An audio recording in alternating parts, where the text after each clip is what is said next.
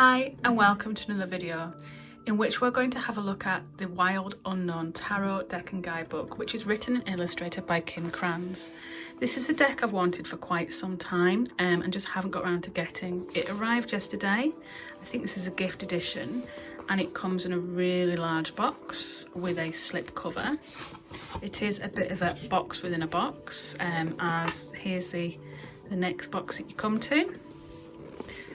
As you can see, nice and sturdy with a magnetic clip close. Inside it says, "May you always be on the inner quest." And then there's a tarot guidebook. We'll have a look at that in a minute. And as I said, boxes within boxes, because here is the next box, which is the actual deck itself. Behind the deck you can see there's a lovely infinity symbol. So there's plenty of packaging there and it's all really sturdy. So here is the guidebook, which as you can see is 207 pages long. I found this really interesting to have a flick through the other day because the author explains that they themselves weren't really that confident in using the tarot, but it's about self-belief and following your own intuition and understanding that you can do it, you can read them. And then there's a section upon the minor and major arcana explaining each of those and each of the suits and the court cards. And then there's a section on how to read the cards, kind of what to ask, how to do readings. And then you've got about shuffling and cutting the cards, and then different spreads like your card a day, a past, a present, a future reading, the clarity spread, and then they have the connection spread, and the Celtic cross spread, the traditional spread. But I think this has really made it really simple with just that easy numbering. And then you have more complicated spreads like the year ahead. And then each card in the suits is given a page and a black and white drawing of what the card looks like on the other side. And then further along, as you can see, we've got the cups and the swords, and the pentacles, and alongside that we also have the major arcana, and each card is given an explanation, which is really good. There is no conclusion to this book, it's just finishes on the world. So there we go, that's the guidebook. It is nice and chunky, as you can see, but it's really simple to read and it's really informative. It's a really good guide for especially new readers of the tarot, people who may not feel so confident with it. So I'll put that to one side now and have a look at the cards. As I told you, it was a box within a box. So here's the next box that you come to, which has got a lovely pull lid, and it says, "Welcome to the Wild Unknown Tarot. You'll find no wrongs or rights inside this box, only mirrors for reflection. Open your mind, draw a card and have fun on your journey." And that's what it's all about, isn't it? Having fun and enjoying what we're doing. And then we have the cards and another little pull ribbon here and the infinity sign again. So I'll just pop that to one side. The cards themselves are standard tarot size and the quality of the cards are quite thin, but they're still lovely. They are shiny-ish but not hugely laminated, so they're quite easy to shuffle. Okay, so we have the Ace of Wands. Isn't that beautiful? These cards are very pip in design, but they're just lovely.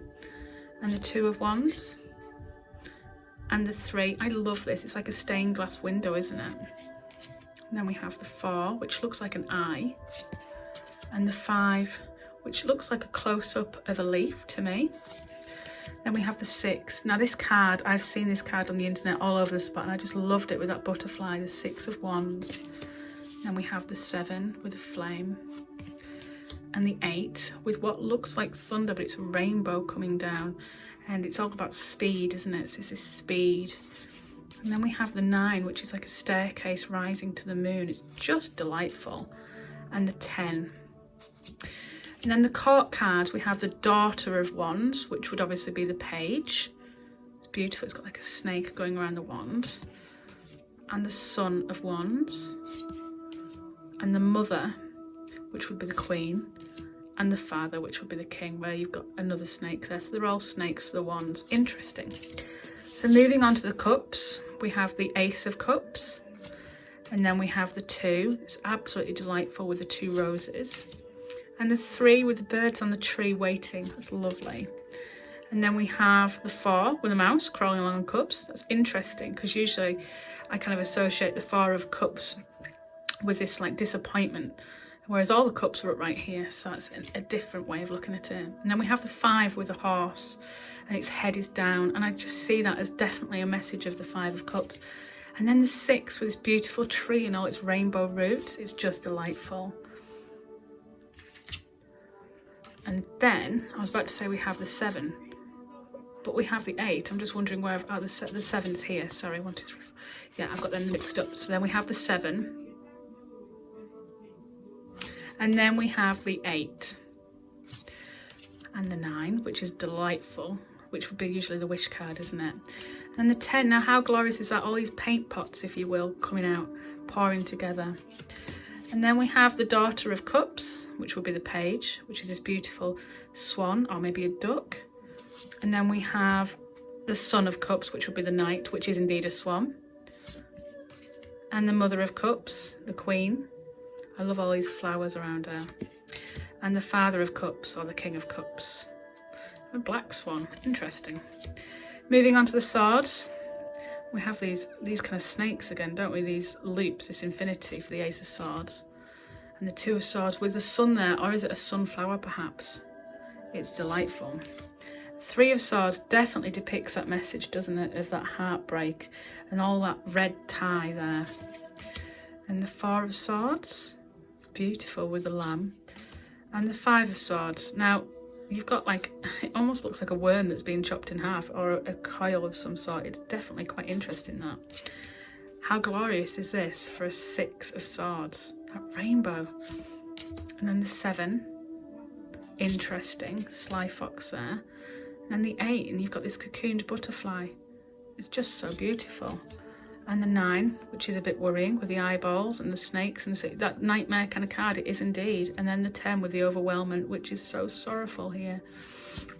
And then we've got the Daughter of Swords, beautiful owl with the orbs in the sky, and the sun, and the Mother, and the Father. He's glorious, isn't he? That tawny owl, he's just delightful. So moving on to the Pentacles, I love this because it's more like a dream catcher than it is a coin. And then the 2 with the infinity symbols for that balance and that symmetry of the wings of the butterfly. And the 3 in the mountainside. And the 4. And then we have the 5 with that rose that's petals falling. And the 6 with the coins on the branches. And then the 7, this very interesting card that is so just straight and symmetrical, and that build up. And then we have the 8 of Pentacles here, and it just reminds me of going onto the Starseeker Tarot and the Wheel of Fortune card that Nikki from Les Van Mystique has done. It looks so similar. And then we have the 9 with these feathers there and the coins, and the 10. I love the rainbow colours and the symmetry of this. Then we have the Daughter, who's a doe, and the Sun, a deer, and the Mother of Pentacles, and then the Father, that stag. Absolutely delightful. So moving on finally to the Major Arcana. So we have the Fool here, this jumping off a branch, and then we have the Magician, the cheetah, and then we have the High Priestess, and I just think this is so delightful with that orb there. It's just beautiful. And the Empress with this fertility tree, I was going to say, fertility tree. I can't get my words out today. And then we have the Emperor, the pine tree. It's like the 2 different trees, I love that. And the Hierophant, this traditional kind of carrying the key, the lightning, the bird, the raven, if you will. And then we have the Lovers. How beautiful are they? And the Chariot, this horse, the movement. And then we have Justice with the black and white cat either side of the sword. And the Hermit, who's a tortoise with a candle on his back. Isn't that gorgeous? And then the Wheel of Fortune, again, very dream catchery with the owl. And then we have Strength with the lion.